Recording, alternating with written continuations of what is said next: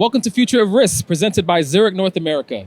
We explore the changing risk and resilience landscape and share insights into the challenges that businesses face to help you meet tomorrow prepared. Today we're recording live at RIMS RISKWORLD in Chicago. I'm Justin Hicks, and I am here today with two special guests. First of all, I'm going to get their names and titles right. I know their names, but the titles right. Head of U.S. National Accounts for Zurich North America, Mr. Paul Lavelle, and the Deputy Chief Underwriting Officer for Zurich North America, Mr. Tobias Cushing. How you guys doing today? Great.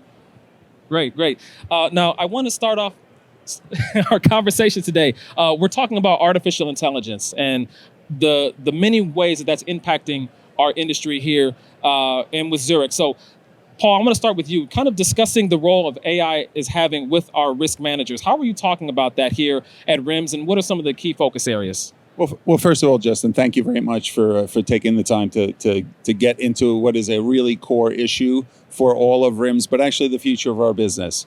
AI is a new tool, and like other tools, it's going to continue to develop. It is not to replace human beings. It is to help enhance the method that we work in. When I'm talking to clients about AI, I'm curious about what are you using it for, how are you using it, and what are you doing?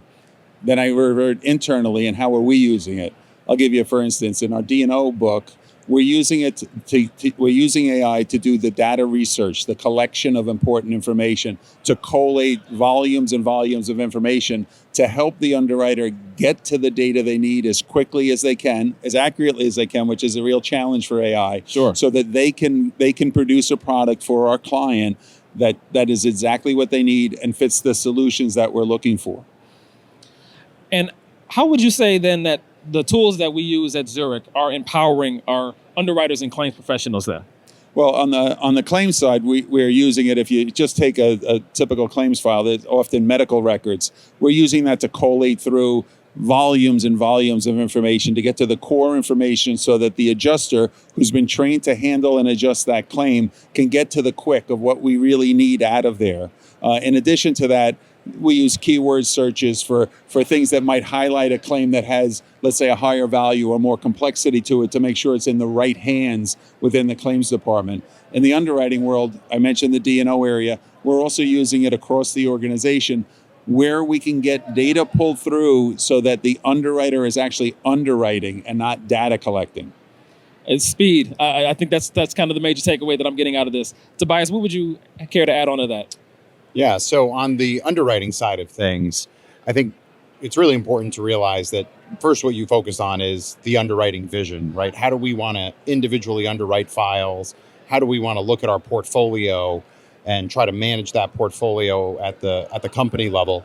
And what it really starts with is sitting down with the professionals in our operations group, which really involves our data and analytics and our IT professionals, and sharing with them what our problems are, what our goals are, and then saying to them, because they're truly the experts on how to use these tools, and then working with them to solve that problem. So, for instance, auto schedules have gotten bigger. We're collecting more data about automobiles. So we're working with both our DNA and our IT teams to use AI to replace some of the mundane work of ingesting and organizing very large auto schedules, but then also to help capture that information and fill in some of the gaps that we have and make small pulls of third-party data like VIN verify information, things that would take an individual a long time. But again, a human is always in the loop.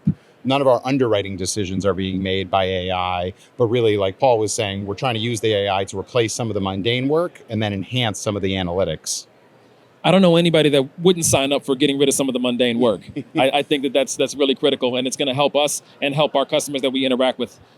Just again, getting through the process faster and quicker and more efficient. So I think that's going to be big for us. Now, Tobias, I wanted to ask you then, how is helping? Well, Zurich is actually transitioning, I think, with that from a more of a reactive to a proactive risk strategy. So, what would you say to speak to that?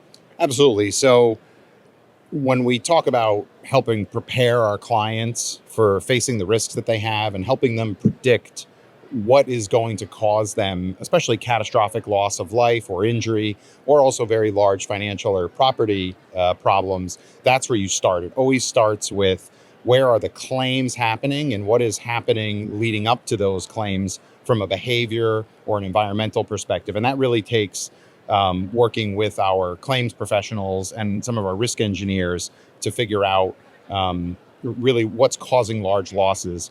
Where we want to go and where we're starting to work with additional sources of information like fixed point cameras on construction sites, telematics that's being used by our clients, and then taking that information and pulling it in and looking for predictors of behavior that lead to some of the common fact patterns. So that way we can, that cause catastrophic loss. And that way we can help work with policyholders so they can, within their business, work to change those behaviors. Because it's our role to spot the issues and provide the insight.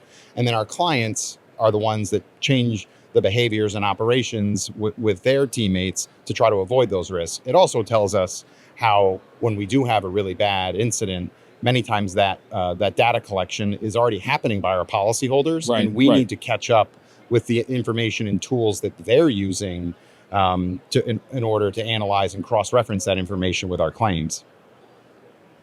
I think, Toby, you hit on something that towards the end there that I think is absolutely critical. It's helping avoid the loss. It's all of that we collect. And then the point that you raised, when somebody does have a catastrophic loss, how can we help other clients avoid that? Is there some tool? Is there something that we can add to the formula to help them get ahead of what might be a potential problem?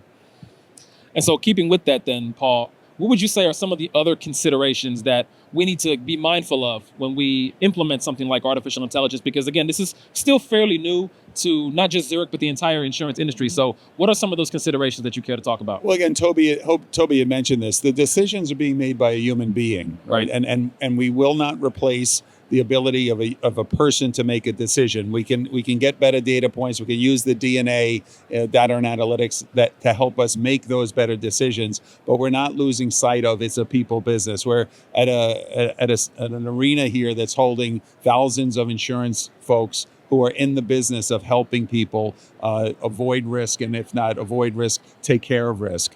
This is a people business. I mean, it's overstated. It's simplified. It's cliche, right? It's kind of cliche, but it's not untrue, right? That is absolutely correct. And as much as we are making innovations through technology that are changing our business, I don't foresee the day on the commercial level that it is automatic.